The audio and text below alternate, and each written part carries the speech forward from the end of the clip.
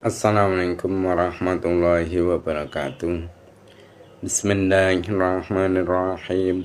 Nawaitu talabal ilmin izarata jali'an namsim an sa'iri juhali wa ihya'ad dini wa ibaqa'al islami bil ilmi wa darul akhirati wa radallahi ta'ala wa syukra ala nikmatil akli wa nikmatin syahatil badani fadlillahi ta'ala ila hadratina bil mustafa sayyidina Muhammadin sallallahu alaihi wasallam wa ala alihi wa sahbihi wa azwajihi wa dzurriyyatihi wa ali baiti kulmana khususan khusatan ila musul adza kita pedoman kaenan wa jamin talamidi wa masyikhina wa mu'alif kutub alati ta'lamna wa lamna sanatana lahumul fatihah. A'udzu billahi minasy syaithanir rajim. Bismillahirrahmanirrahim. Alhamdulillahirabbil alamin. Arrahmanir rahim. Maliki yaumiddin. Iyyaka na'budu wa iyyaka nasta'in. Ihdinas siratal mustaqim. Shiratal ladzina an'amta 'alaihim ghairil maghdubi 'alaihim waladdallin. Rabbi firni wa liwalidayya mu'minina. Bismillahirrahmanirrahim. Mari kita teruskan kajian kita atau pelajaran kita, yaitu kitab KN1 Domen KN1 juz 1, yang mana untuk hari ini akan membahas tentang bab yang keempat, yaitu tokoh-tokoh aswaja. Mari kita mulai. Bismillahirrahmanirrahim. Qala al-musannifu rahimahumullah ta'ala wa nafa'ana bi'abi alimi fitarani amin. Bab yang keempat ini menerangkan tentang tokoh-tokoh aswaja atau tokoh-tokoh ahli sunnah wal jamaah. Nomor 1, tokoh aswaja yaitu Imam Abu Hasan al-Asy'ari. Beliau ini hidup pada masa tahun 260 sampai 330 Hijriah, atau masainya yaitu bertepatan dengan tahun 873 hingga 947 Masehi. Nah, Imam Abu Hasan al-Asy'ari itu beliau lahir di kota Basrah pada tahun 260 Hijriah, atau bertepatan yaitu tahun 873 Masehi. Nah, dia lahir dan tumbuh di lingkungan keluarga yang mengikuti paham aswaja, paham ahli sunnah wal jamaah. Nah, ayahnya Abu Hasan al-Asy'ari yaitu bernama Ismail, adalah seorang ulama ahli hadis. Ismail ini adalah seorang ulama ahli hadis yang menganut paham aswaja. Nah, Imam Abu Hasan al-Asy'ari yaitu gemar mendalami ilmu akidah atau ilmu tauhid. Nah, dia adalah imam aswaja dalam bidang akidah. Imam Abu Hasan al-Asy'ari ini merupakan imam ahli sunnah wal jamaah dalam bidang akidah atau tauhid. Nah, kegemarannya beliau dalam masalah akidah, itu merupakan warisan dari leluhurnya yang memiliki cita-cita yang luhur untuk menguasai ilmu pengetahuan dan mendalami masalah akidah. Nah, dalam hal ini Al-Imam Al-Hafidz Al-Baihaqi itu beliau berkata, pertanyaan penduduk Yaman kepada Nabi Muhammad SAW itu menjadi bukti kajian tentang akidah dan terciptanya alam telah menjadi warisan keluarga Imam Abu Hasan al-Asy'ari dari leluhurnya serta keturunannya. Nah, Imam Abu Hasan Al-Asy'ari itu adalah orang yang rajin menimba ilmu kepada para ulama di zamannya. Nah, antara lain ulama yang beliau gurui yaitu Imam Al-Hafidh Abu Yahya Zakaria bin Yahya As-Saji. Dia ini merupakan seorang pakar hadis dan fikih madhab Syafi'i di kota Basra. Yang B yaitu Imam Abu Khalifah Al-Jumahi bin Al-Hubab Al-Jumahi Al-Basri. Beliau merupakan pakar hadis di kota Basra. Yang C orang yang pernah ditimba ilmunya oleh Abu Hasan Al-Asy'ari yaitu Abu Hasan As-Sahal. Abu Hasan As-Sahal bin Nuh bin Yahya Al-Basri. Nah, Imam Abu Hasan Al-Asy'ari itu banyak juga belajar hadis darinya. D orang yang pernah ditimba ilmunya oleh Abu Hasan Al-Asy'ari yaitu Imam Abu Ishaq Al-Mawarzi. Beliau ini adalah ahli fikih madhab Syafi'i di Baghdad dan di Mesir. Nah, Al-Imam Abu Hasan Al-Asy'ari itu beliau menyusun beberapa kitab atau mengarang beberapa kitab untuk memurnikan akidah aswaja atau akidah Ahlussunnah wal Jamaah dari paham selain aswaja. Nah, di antara kitab-kitab yang disusun oleh Imam Abu Hasan Al-Asy'ari yaitu kitab Al-Ummat fi Ru'yah. Nah, kitab ini menjelaskan bahwa orang mukmin itu dapat melihat Allah Subhanahu wa taala kelak di akhirat. B kitab yang beliau susun yaitu kitab Maqalat Al-Islamiyin fi ikhtilafu al-musallin. Nah, dalam kitab ini Imam Abu Hasan Al-Asy'ari itu menguraikan tentang sejarah berbagai sektor yang ada di dalam Islam. Kitab yang beliau susun yaitu bernama kitab Risalah Ahli Tsaghur. Nah, kitab ini merupakan kitab yang berukuran kecil. Kitab ini berisikan jawaban tentang pertanyaan yang diajukan oleh penduduk Islam yang bertempat di negeri Kaukasia. Nah, lewat karya-karya Imam Asy'ari tersebut, akhirnya madhabnya itu dapat tersalurkan kepada para penganut ajaran aswaja hingga saat ini. Nah, berkembangnya paham aswaja itu tidak hanya tersalur lewat kitab Imam Al-Asy'ari saja, namun pengikut beliau atau santri-santri beliau yang gigih dalam menjaga dan mempertahankan ajaran akidah Al-Imam Al-Asy'ari juga punya andil besar dalam tersebarnya ajaran aswaja sampai kepada generasi-generasi selanjutnya.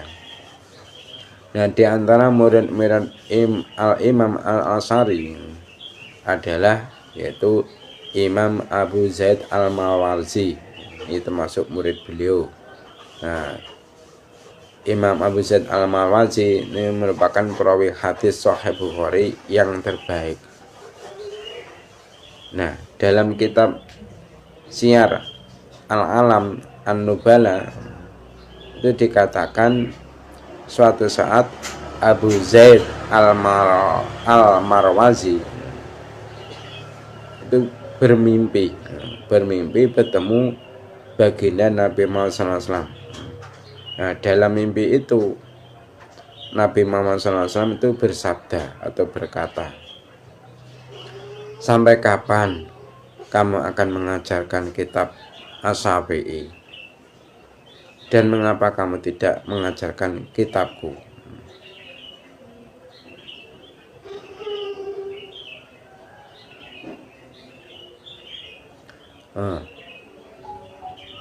Imam Abu Zaid menjawab.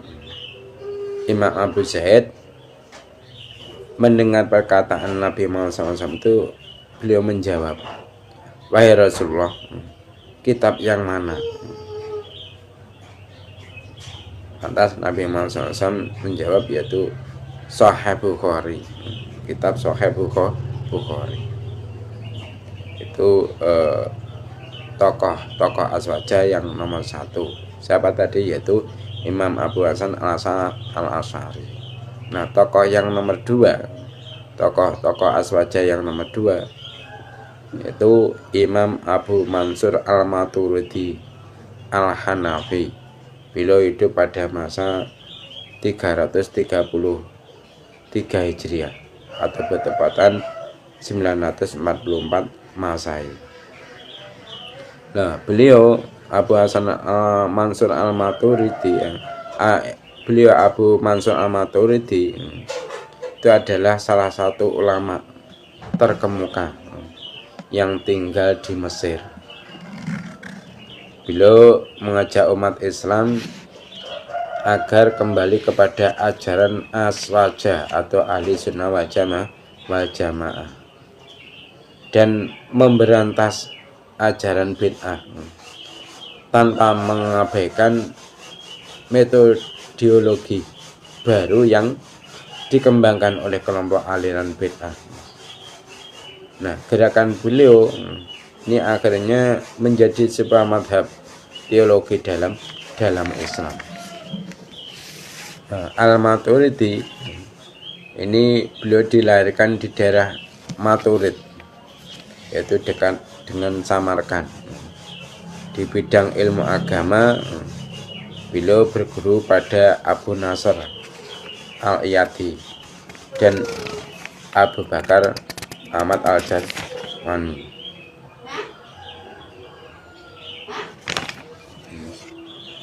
Jadi di dalam bidang ilmu agama yaitu berguru pada Abu Nasr Al-Iyadi dan Abu Bakar Ahmad Al-Jazmani. Nah, beliau banyak menulis tentang ilmu teologi atau ilmu akidah. Nah, antara lain karangan-karangan beliau atau tulisan-tulisan beliau yaitu kitab Bayan Afham Al-Mu'tazilah, yaitu kitab pemaparan tentang kesalahan Mu'tazilah.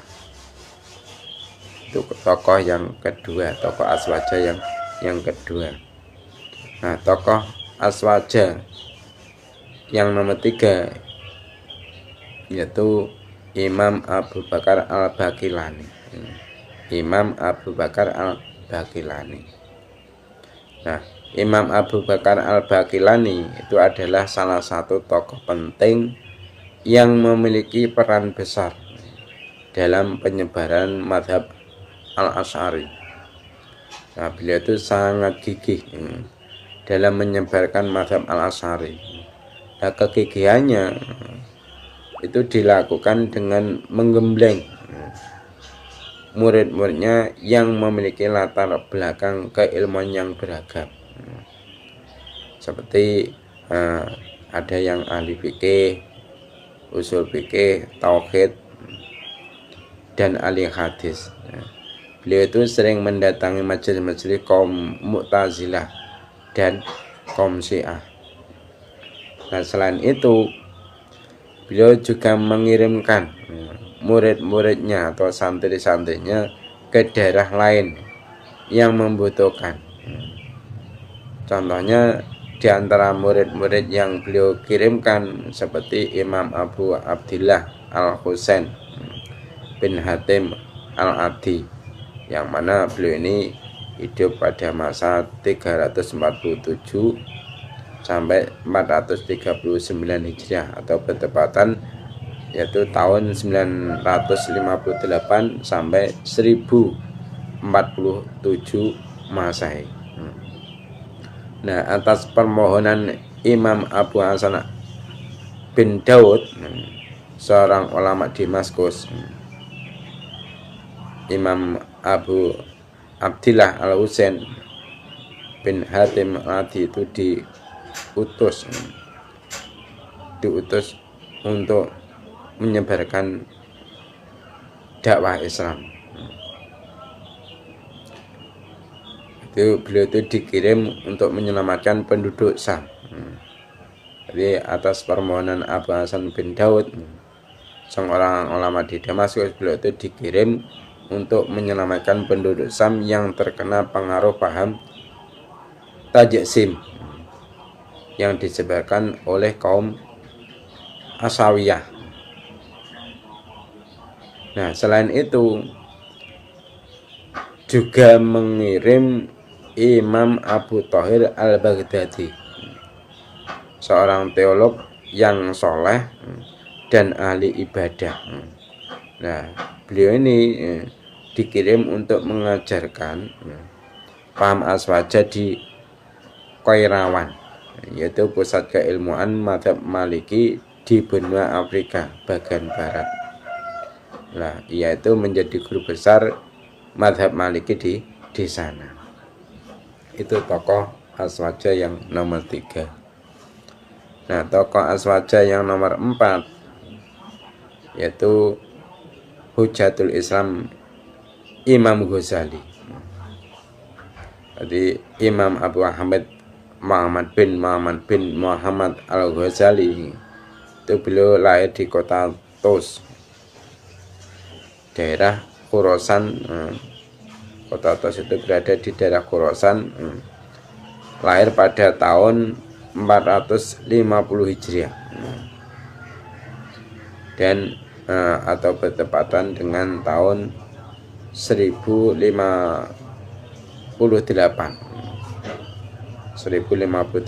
Masehi. Nah, beliau Imam Ghazali atau Imam Abu Ahmad Muhammad bin Muhammad Al-Ghazali ini dikenal dengan sebutan Al-Ghazali. Kenapa? Karena asalnya itu beliau dari desa Ghozalah,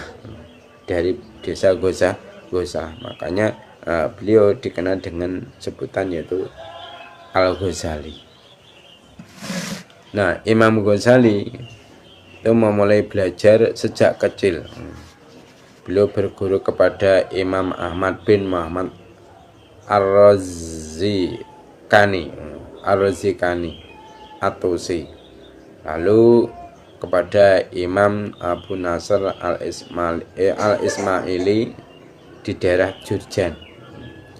Nah, setelah tamat beliau kembali ke daerah Tos untuk berguru ilmu tasawuf kepada Syekh Yusuf An-Nasad, yang mana Syekh Yusuf An-Nasad ini wafat pada tahun 477 Hijriah atau bertepatan tahun 1094 Masehi.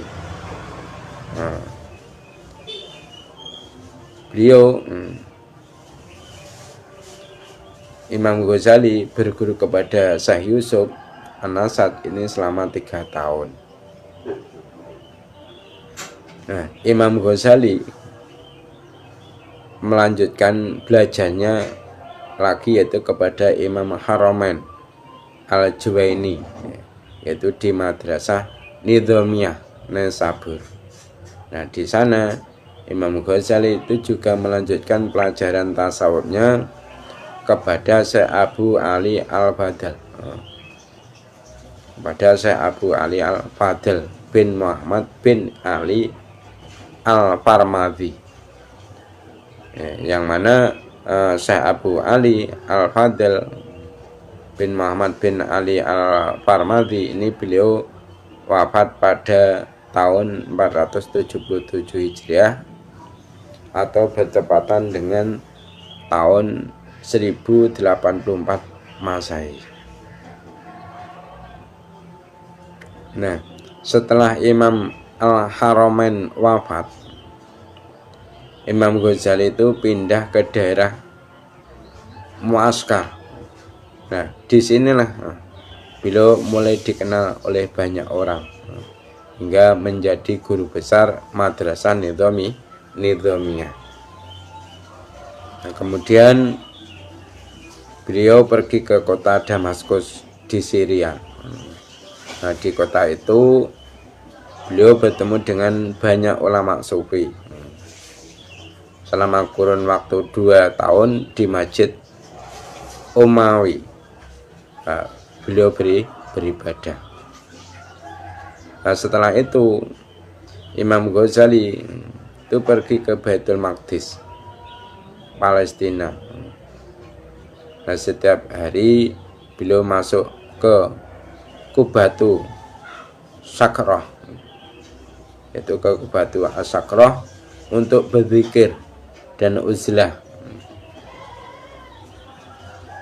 Uzlah itu menyendiri, menyendiri untuk beribadah kepada Allah. Nah, beliau juga sering berziarah ke makam Nabi Muhammad SAW.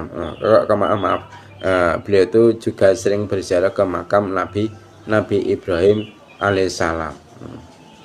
Lalu beliau pergi ke Hijaz untuk menunaikan ibadah haji.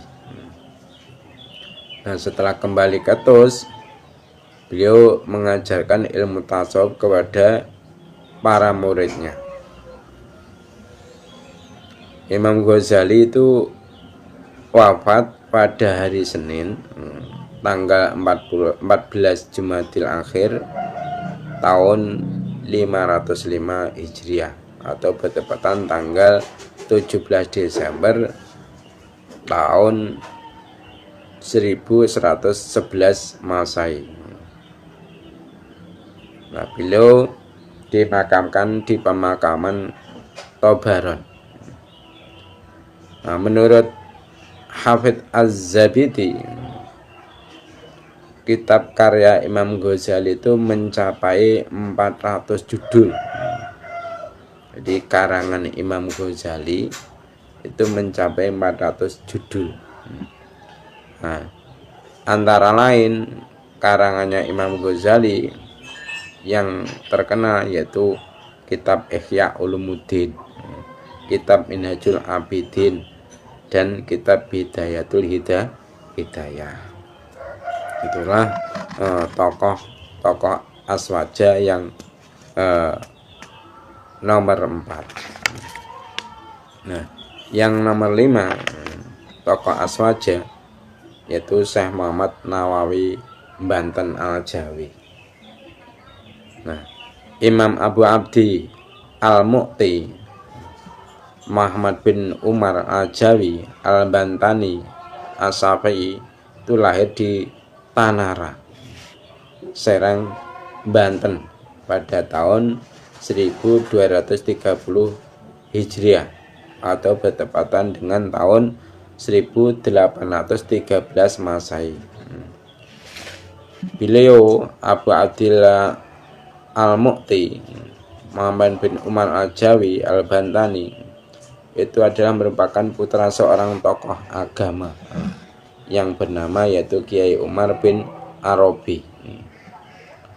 Nah, beliau masih punya hubungan nasab dengan Maulana Syarif Hidayatullah atau yang dikenal dengan Sunan Gunung Jati. Nah, pada usia 15 tahun beliau itu pergi ke Tanah Suci Mekah. Kenapa? Karena saat itu Indonesia itu berada di bawah jajahan Belanda. Yang mana penjajah Belanda ini membatasi kegiatan pendidikan di Nusantara ini. Nah, beberapa tahun kemudian beliau kembali ke Indonesia untuk menyalurkan ilmunya kepada masyarakat. Namun karena kondisi yang masih rawan, maka hal tersebut itu membuat beliau tidak bebas beraktivitas. Nah, akhirnya beliau pun kembali ke Mekah dan mengajarkan ilmunya di sana, terutama kepada orang Indonesia yang belajar di sana. Jadi banyak sumber yang mengatakan bahasanya Imam Nawawi itu wafat di Mekah dan dimakamkan di pemakaman Ma'lah pada tahun 1314 Hijriah atau bertepatan dengan tahun 1897 Masehi. Nah, Syekh Nawawi Banten itu dikenal sebagai seorang yang sangat alim dan rendah hati, dan juga dikenal dengan ahli dalam bidang tafsir, fikih, akidah dan lain-lain, sehingga mengantarkan beliau menyandang gelar yaitu Sayyid Ulama Hijaz atau penghulu ulama tanah Hijaz. Nah, beliau adalah salah satu ulama besar Nusantara yang mengajar di Masjid Al-Haram. Nah, di antara murid-murid beliau yang berasal dari Indonesia yaitu adalah Syekhuna Khalil Bangkalan. Bangkalan. Termasuk juga yaitu Kiai Haji Hasyim Asy'ari. Ini juga termasuk murid beliau. Kiai Haji Hasyim Asy'ari Tebu Ireng, Jombang. Termasuk lagi muridnya yaitu Kiai Haji Asnawi Kudus. Syekh Nawawi Banten itu menulis kitab yang berjudul Tafsir Al-Munir, kitab At-Tawsiyah atau Syekh Ala Ibnu Qasim, atau kitab syarah dari kitab Fathul Qorib. Itu adalah karya beliau. Itu tokoh aswaja yang nomor 5. Nah, tokoh aswaja yang nomor 6 yaitu Al-Imam Muhammad Alwi Al-Maliki. Nah, Sayyid Muhammad bin Alwi Al-Maliki Al-Hasani itu adalah seorang ulama yang ahli hadis, ahli fikih, ahli usul fikih, tafsir, bahasa, sastra dan lain-lain.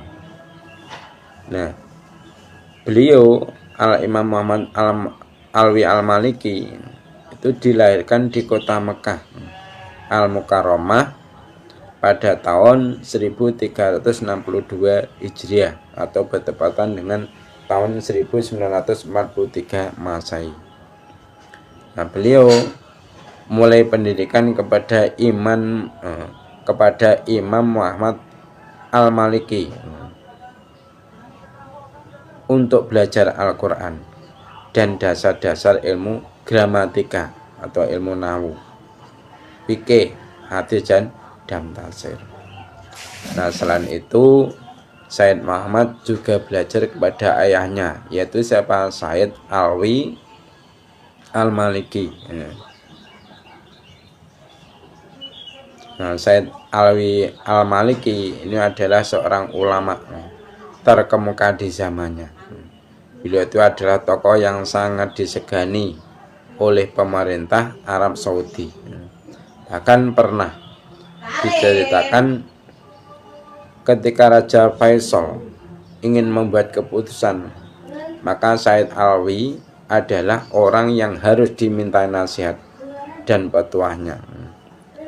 Beliau itu adalah seorang pengajar di Masjid Al-Haram selama kurang lebih yaitu 40 tahun. Nah, murid beliau datang dari berbagai penjuru dunia, termasuk ulama di Indonesia. Nah, mayoritas sanad keilmuannya itu terhubung kepada Said Alwi Al-Maliki. Beliau Said Alwi Al-Maliki itu wafat pada tahun 1971 Masehi. Nah, upacara pemakaman beliau itu merupakan yang terbesar semenjak 100 tahun sebelumnya. Nah, semenjak 3 hari setelah wafatnya beliau, stasiun radio itu hanya menyiarkan bacaan Al-Quran.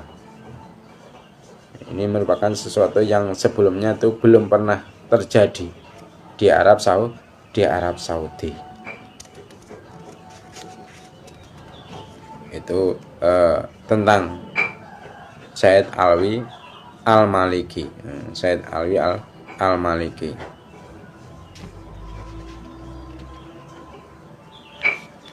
Jadi selain itu Said Muhammad itu juga belajar kepada siapa tadi? Kepada ayahnya sendiri. Siapa? Yaitu Said Alwi Al-Maliki, dengan materi kitab hadis Sahih Bukhari,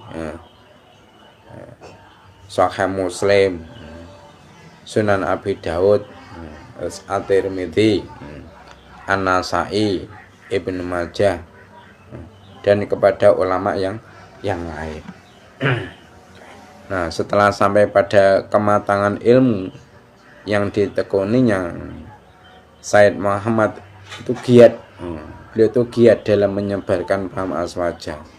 Nah, diantaranya adalah dengan mencetak kader-kader dari berbagai penjuru dunia yang akan memberikan perubahan di daerahnya masing-masing. Nah, selain itu, Said Muhammad itu juga menyusun kitab-kitab yang memuat prinsip akidah aswaja. Antara lain, kitab karangan beliau adalah yaitu kitab Mafahim Yajibu atau Sahah dan lain-lain. Nah, Said Muhammad beliau itu meninggal pada hari Jumat. Jadi Said Muhammad meninggal pada hari Jumat tanggal 15 Ramadan tahun 1425 Hijriah atau bertepatan tahun 2004 Masehi. Beliau meninggal di kediamannya.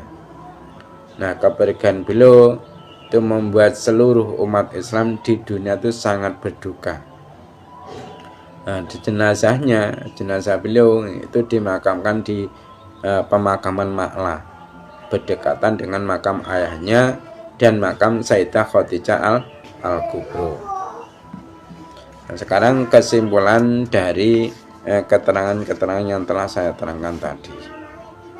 Jadi kesimpulannya, paham Ahlussunnah wal Jamaah yang merupakan ajaran agama Islam yang murni itu dapat bertahan sampai saat ini merupakan buah dari jerih payah dari para ulama. Mereka itu tak henti-hentinya mencetak kader yang siap menjadi generasi penerus untuk melindungi akidah Ahlussunnah wal Jamaah dari serangan aliran sesat. Nah, selain itu mereka juga menyusun kitab yang dapat dijadikan sebagai pegangan oleh para pengikutnya. Nah, di antara para ulama tersebut adalah yaitu Imam Abu Hasan Al-Asy'ari, terus lagi yaitu Imam Abu Mansur Al-Maturidi, Imam Qadhi Abu Bakar Al-Baqilani, Imam Ghazali, Syekh Muhammad Nawawi Banten, Imam Muhammad bin Alwi Al-Maliki, dan lain-lain. Nah, sekarang yaitu latihan soal ya, latihan soal. Jawablah pertanyaan di bawah ini. Pertanyaan yang nomor 1. Imam Abu Hasan Al-Asy'ari masih keturunan sahabat Nabi Muhammad SAW yang bernama ... Namanya siapa?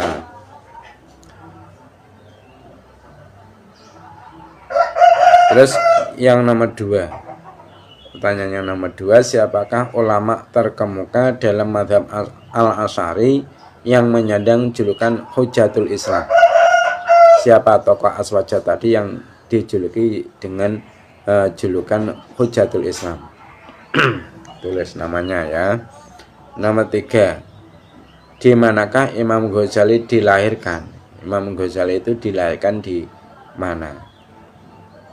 Nomor 4, sebutkan salah satu murid Syekh Nawawi Al-Bantani yang berasal dari Indonesia. Kan banyak tadi murid-muridnya Imam Nawawi ya, yang termasuk murid beliau yang dari negara Indonesia itu namanya siapa? Nomor 5, pertanyaan nomor 5, kitab Mafahim Yajibu Atu Sahah adalah salah satu kitab yang disusun oleh siapa? Kitab itu karangan tokoh Aswaja yang bernama siapa? Mungkin itu saja pertemuan kali ini yang dapat saya sampaikan. Ada kurang lebihnya mohon maaf. Mari kita tutup majelis ini dengan membaca doa kafaratul majelis. Subhanakallahumma wa bihamdika asyhadu an la ilaha illa anta astaghfiruka wa atubu ilaik. Wassalamualaikum warahmatullahi wabarakatuh.